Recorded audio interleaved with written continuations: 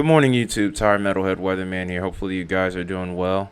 Man, last night was pretty active here. Unfiltered report wise, we had 216 reports of severe weather, over 100 wind damage reports. Filtered down, it's down to 139, but even so, it's still a lot of reports of severe storms.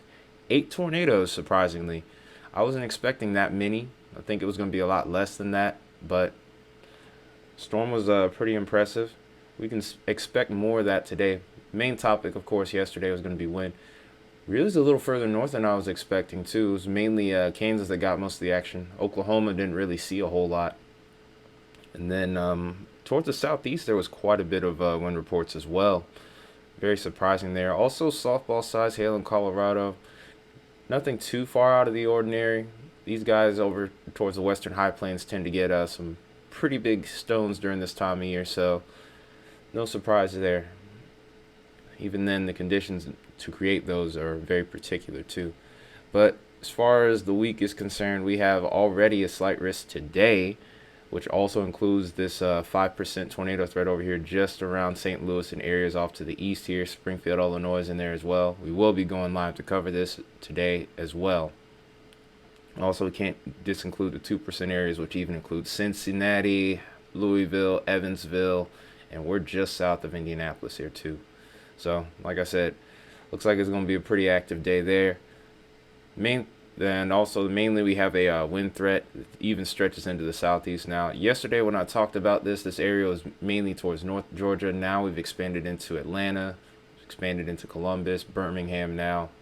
We have Memphis under the gun yet again, as well as Jacksonville, Nashville, Clarksville, Bowling Green, and many others under the gun for severe weather. Main threat, like I said, damaging winds. Hail threat, as of right now, has been pretty marginal, but recently this has popped up where we now have a hatch risk area that even exists across St. Louis and Springfield. Even Hannibal, Missouri is in the action as well. Then, of course, we have our marginal risk for hail over here towards the western high plains, even stretching back towards Utah, which is interesting. I haven't really talked about that state much as far as weather is concerned. But main areas, of course, to look out for: Denver, Pueblo, no surprise there. It's going to be a pretty active day across the entire country as far as storms are concerned, but this is going to be our main point of interest here. As far as day 2 is concerned, and this is the most noteworthy day here, we have an enhanced risk for severe weather that stretches all the way from D.C. and Baltimore all the way down towards Atlanta, which is my neck of the woods. Then we also have Charleston, West Virginia, Roanoke, Virginia, Charlotte, and numerous other. There's about, in total, 24 million people that are within that enhanced risk alone. In total, we're probably looking at about maybe 600 to 700,000 square miles of land being impacted by severe weather, and the overall total is about over 100 million total for severe weather potential. And then also we have this secondary slight risk over here towards Nebraska, parts of Kansas, and also Colorado. So multi-front severe weather setup. Also, threat mainly exists for damaging winds and hail. It's particularly damaging winds. The hail threat is a little bit smaller towards both these regions, but the tornado threat, there's actually a 5% area that's popped up over here towards Baltimore, Washington, Charleston, and even parts of southeastern Ohio here too. So we're definitely going to be watching that. If we can, we'll go live. We'll see how work goes. But if there's a chance of an enhanced risk, maybe I might not work. Who knows? We'll see what happens with that. As far as day 3 is concerned, there's also a slight risk as well. We have this one that's a little bit more towards the heart of the plains here, towards central Nebraska, north central Kansas, and even trying to sneak its way into South Dakota. Have a couple other marginal risk areas towards the a little bit more further to the south, I would say. Also, we have a little spot over here in the northeast over towards Boston, Springfield, Mass, New York City, pretty much the Long Island region and New England areas. Then also, of course, like I said, over towards Wilmington, Charleston, Savannah, more so towards the coastal southeast and the most southernmost parts of the southeast, I should say. Then on day 4, we have one more slight risk And this is unfortunately back towards St. Louis, which has been getting hit very hard as of late. Had significant flooding around that area as well, so we're hoping that we can get a break over here sometime soon. Then also we have to look towards also northern Arkansas, eastern Oklahoma, and eastern Kansas as well. Heads up, Baconator. That being said, let's go ahead and look at some model data here. We'll take a brief look at the setup down the line here, and we'll talk about it more as we get closer to the event, but then we'll also cover today's severe event. But as far as things are concerned down the line, what we're mainly looking for are these little bowling balls here. These are our points of low pressure here, and anywhere where you see the clear slot between the blue and the red here is going to be our flash point. That's our collision of air masses, and as many of us know, collision air masses usually will mean thunderstorms. And depending on the tilt of these will determine often how much severe potential they have. If it's a little something like this, let me go back a little bit.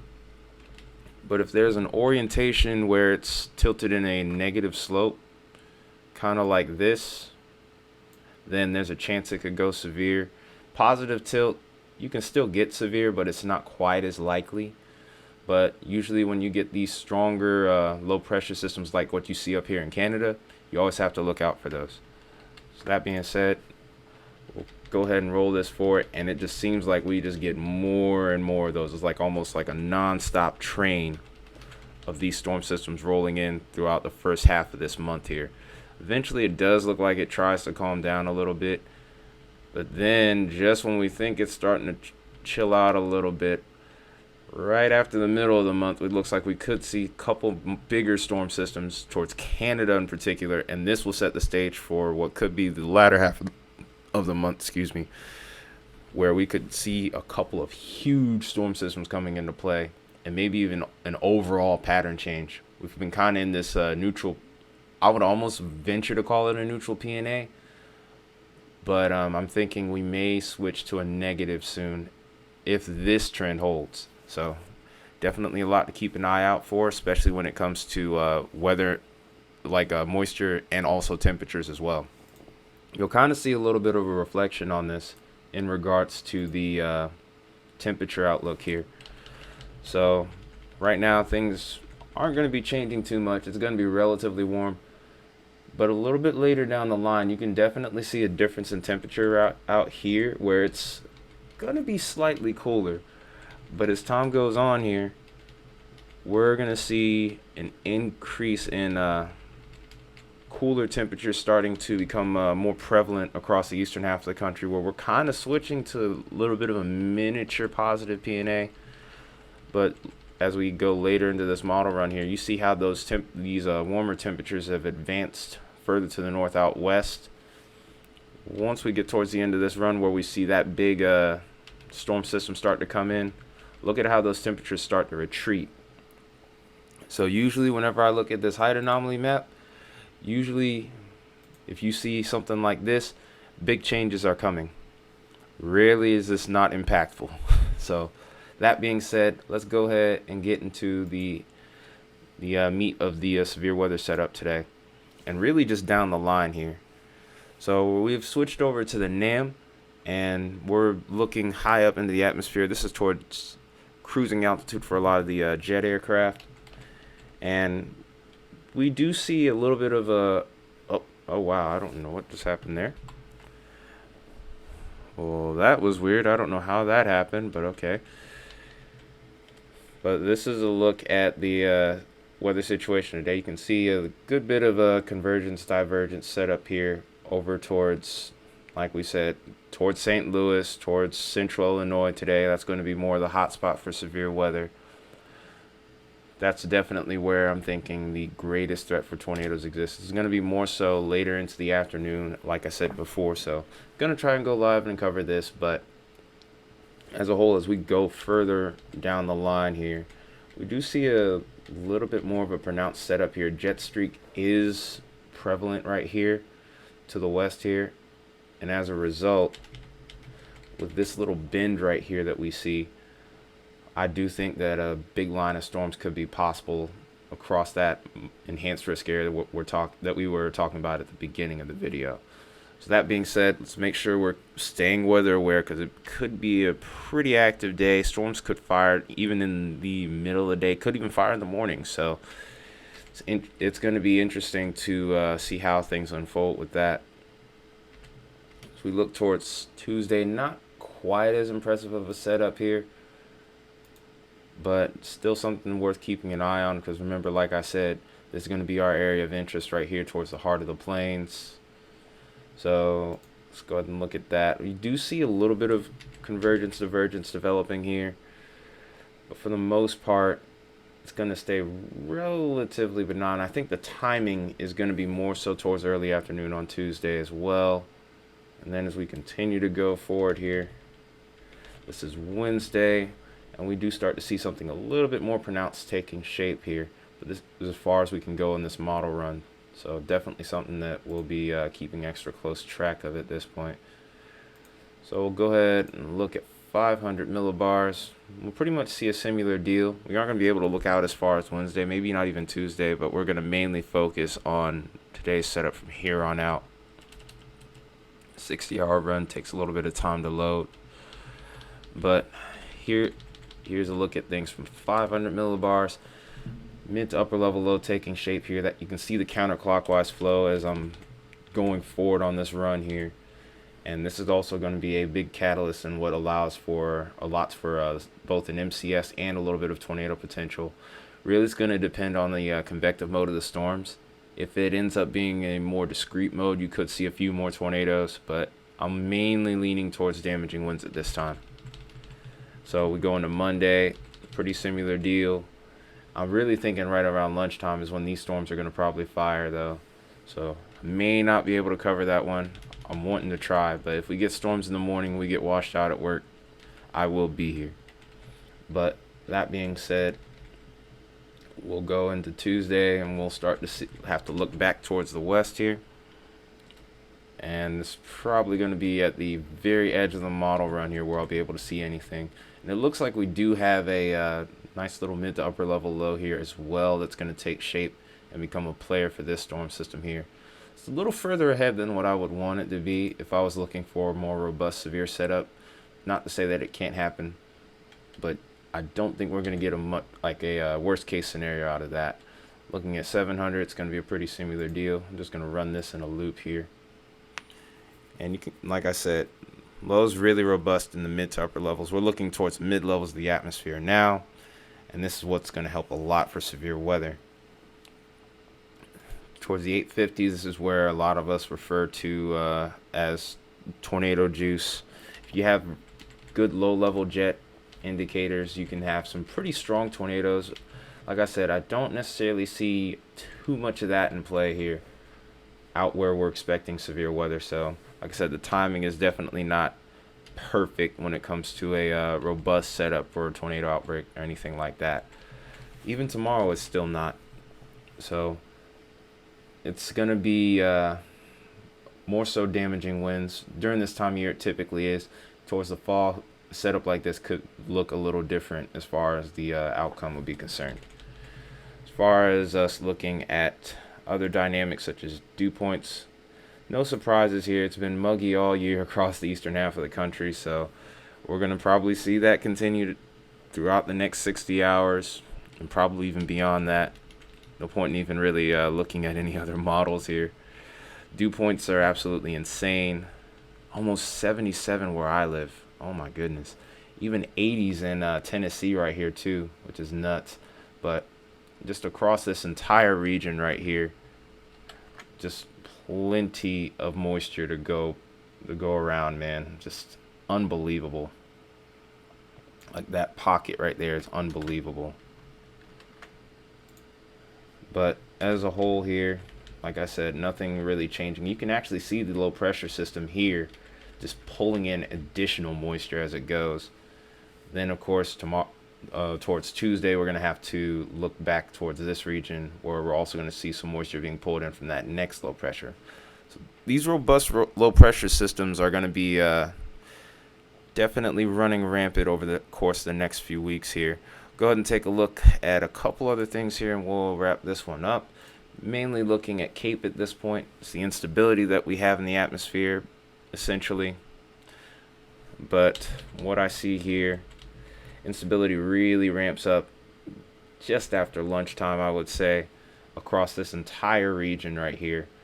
Cape is really taking an uptrend towards the southeast as well. I saw a little bit of it towards Tennessee, but I didn't see this towards Georgia, Alabama as much.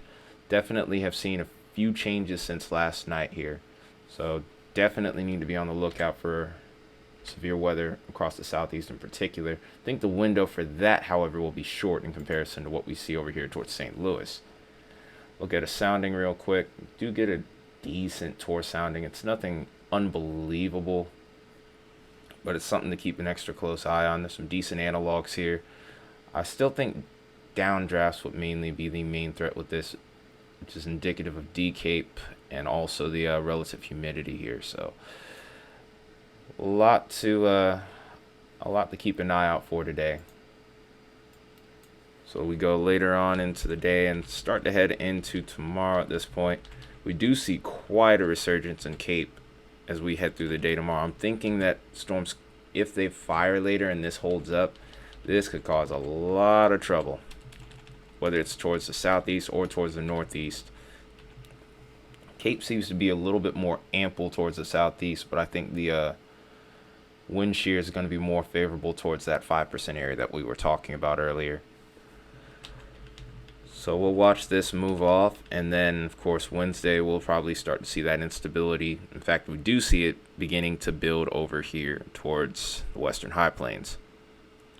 So last thing to look at here will be the composite reflectivity. That's what the radar could look like. We have a little added twist here. Any of these little small streaks like what you see right here are updraft helicities greater than 75 meters squared per second squared. Ideal for a severe weather outlook.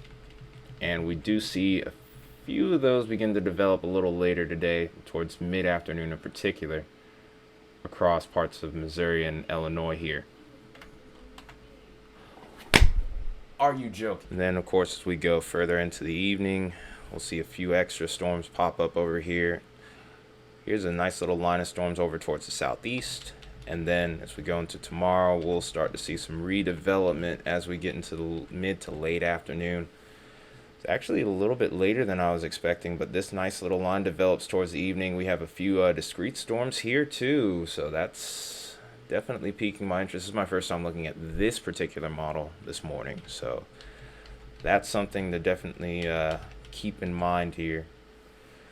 Do have this little secondary area. We could see some significant winds out of this if this were to hold up here and bow out like that. And then, of course, over towards the northeast here, looks like we do get a nice little convective mode that develops with the NAM here. Of course, there's other models to look at. Too much time to go over all of those, so I'm just gonna cut it off here. Thank you to everybody who watches. Of course, you appreciate these videos, or if you find them useful, you know what to do. Smash that like button, decimate that subscribe button, and also hit that share button. I'll see you guys a little later this afternoon. This has been Tire Metalhead Weatherman. Until next time, take care and have a nice day.